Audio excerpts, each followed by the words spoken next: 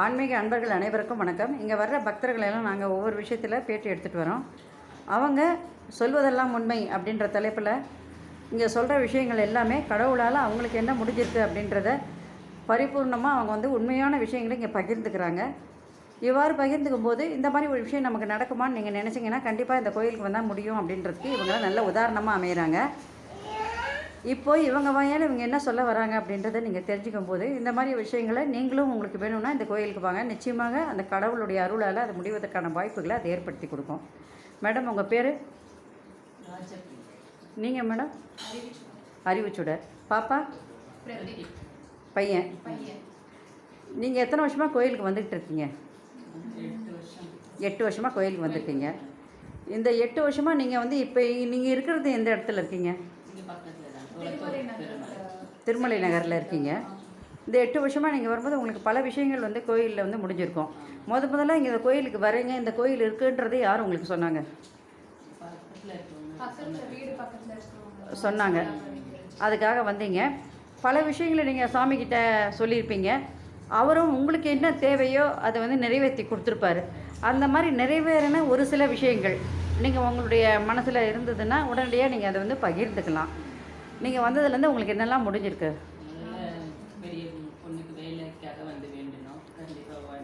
அவளுக்கு உடனே அப்போ படிச்சுட்டு இருந்தாவோ இல்லையா? படிக்கும்போது தான் வந்தா, ஃபைனல் பண்ணும்போது டைமில் தான் நான் சுற்றிட்டு இருந்தா காலேஜ்லேருந்து வந்து. அப்போ நீங்கள் வேலை வேணும்னு தான் முதல்ல சொன்னீங்க, அவளுக்கு ஒரு வேலை கிடச்சா நல்லாயிருக்கும் அப்படின்னு. எங்கே வேலை கிடச்சிது அவளுக்கு? கிடச்சிது. இப்போ எத்தனை வருஷமாக ஒர்க் பண்ணிகிட்ருக்கீங்க? 5 இயர்ஸாக ஒர்க் பண்ணிகிட்ருக்கீங்க.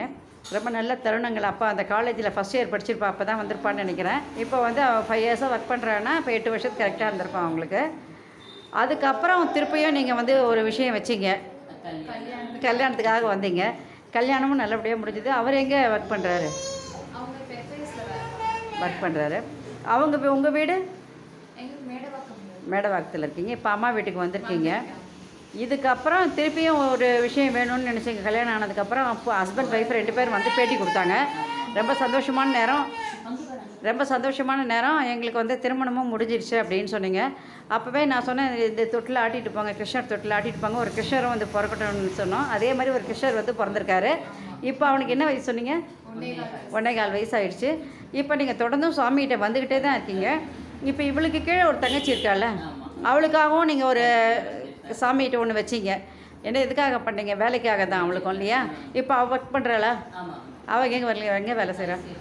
ஐசிஎஃப்ல வேலை செய்கிறா. பரவாயில்ல. கவர்மெண்ட் இது ரயில்வே. பரவாயில்ல. நான் நினச்சேன் ஏதோ ஐடியில் ஒர்க் பண்ணுறான்னு நினச்சிருந்தேன். ரயில்வேவா? அவங்க அப்பாவும் ரயில்வேல தானே இருந்தார்ல. நல்ல வேலை நல்லா கிடச்சிது. ரொம்ப சந்தோஷமான நேரம். ஏன்னா அந்த ரயில்வேன்னு சொல்லும்போது சென்ட்ரல் கவர்மெண்ட், அது எப்போவுமே அவங்களுக்கு வந்து இருந்துக்கிட்டே இருக்கும் ஒர்க்கு. அதனால் காலம் பூரா அவங்களுக்கு சாப்பாடு போடுற இடம் அது. அதனால் நல்ல இடமா கடவுள் கொடுத்துருக்காருன்னு சொல்லும்போது அவருக்கு நன்றின்றதை வந்து நம்ம நிறைய விஷயங்களை நம்ம சொல்லிக்கிட்டே இருக்கணும். இந்த மாதிரி தொடர்ந்து உங்களுக்கு பல விஷயங்கள் நடந்துகிட்டே தான் இருந்தது. இப்போ இந்த குழந்தையும் பாப்பாவும் பிறந்துட்டான். நீங்கள் நன்றி சொல்ல வந்திருக்கீங்க. ஒவ்வொரு விஷயத்துலையும் நீங்கள் வந்து கலந்துக்கிட்டு இருக்கீங்க. இவங்க காலேஜ் படிக்கிற நேரத்தில் இங்கே வந்து வாலண்டியராக ஒர்க் பண்ணியிருக்காங்க. இவளும் சரி, அவள் தங்கச்சியும் சரி. நம்ம படிச்சிருக்கோம், நம்ம ஒரு நல்ல இதில் இருக்கோன்றதெல்லாம் அவங்களுக்கு தெரியாது. வேலையில் இருக்கும்போது கூட அவள் வந்து வேலை செஞ்சுட்டே தான் இருந்தா. அப்போ தான் நான் சொன்னேன், அவங்களுக்கு நல்ல ஒரு வேலை கிடைக்கும். எனக்கு நிறைய வேலை பண்ணி கொடுத்துருக்காவோ. இந்த ஆகஸ்ட் டைமில் வந்து ஒரு நாள் ஃபுல்லாக இங்கே இருந்து என் கூடயே இருந்து ஒர்க் பண்ணியிருக்கா சின்னவோ. இப்போ அவளால் இங்கே வர முடியல, வேலையினால் வர முடியல. இருந்தாலும் இப்போ நீங்கள் வந்திருக்கீங்கன்னு சொல்லும்போது நான் ரொம்ப சந்தோஷப்படுறேன். ஏன்னா இந்த மாதிரி கடவுளுடைய சேவையை வந்து பொண்ணுங்கள் வந்து தானாகவே வாலண்டியராக வந்து செய்கிறாங்கன்றது வந்து எல்லா ஃபேமிலியிலும் முடியாது. குழந்தைங்க வேலை செஞ்சாங்கன்னா வந்து மற்ற வேலையை பார்க்க மாட்டாங்க. இந்த குழந்தைங்க வந்து அந்த மாதிரிலாம் இல்லாமல் அடிஷ்னலாக ஒரு கோயிலுக்கு வந்து தன்னையும் அதில் ஈடுபாடு படுத்திக்கிட்டு அவங்க வந்து ஒரு ஒர்க்கு செய்கிறாங்க அப்படின்னு சொன்னால் அது வந்து பேரண்ட்ஸுடைய பேக்ரவுண்டு இல்லாமல் குழந்தைங்க அதில் ஈடுபட முடியாது. நீங்கள் சொன்னால் தான் குழந்தைங்க வருவாங்க. நீங்கள் அவங்கள அனுப்பலைன்னா அவங்க கண்டிப்பாக அதை செஞ்சுருக்க மாட்டாங்க. ஆனால் குழந்தைங்களுக்கு இந்த நாளில் காலேஜ் படிக்கிற பசங்களோ மற்ற பசங்களுக்கோ ஆன்மீகத்தில் அவ்வளோ ஈடுபாடு கிடையாது. அப்படி இருந்து இவங்க இவ்வளோ தூரம் வேலை செஞ்சு நல்ல ஒரு உத்தியோகத்தில் இவங்க இருக்கிறாங்க அப்படின்னு சொல்லும்போது ரொம்ப சந்தோஷமான ஒரு நிகழ்ச்சி. குட்டி பையனும் ஒருத்த வந்து பிறந்திருக்கான் அப்படி சொல்லும்போது கிருஷ்ணரும் வந்திருக்காரு அப்படின்னா அது வந்து ரெட்டிப்பு மகிழ்ச்சியை கொடுக்குது எல்லாருக்கும். நீங்கள் எந்த அளவுக்கு மகிழ்ச்சியோடு இருக்கீங்களோ அந்த அளவுக்கு நாங்களும் சந்தோஷப்படுறீங்க. வர்றவங்க எல்லாருக்கும் எல்லா விஷயங்களையும் கடவுள் முடிச்சு கொடுக்குறாரு ஒவ்வொருத்தரும்.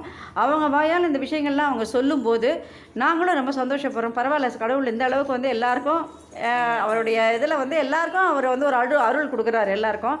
அவருடைய முடியறதுக்கு எந்த அளவுக்கு பக்தர்களுக்கு செய்ய முடியுமோ அந்த அளவுக்கு செஞ்சுக்கிட்டே தான் வராரு.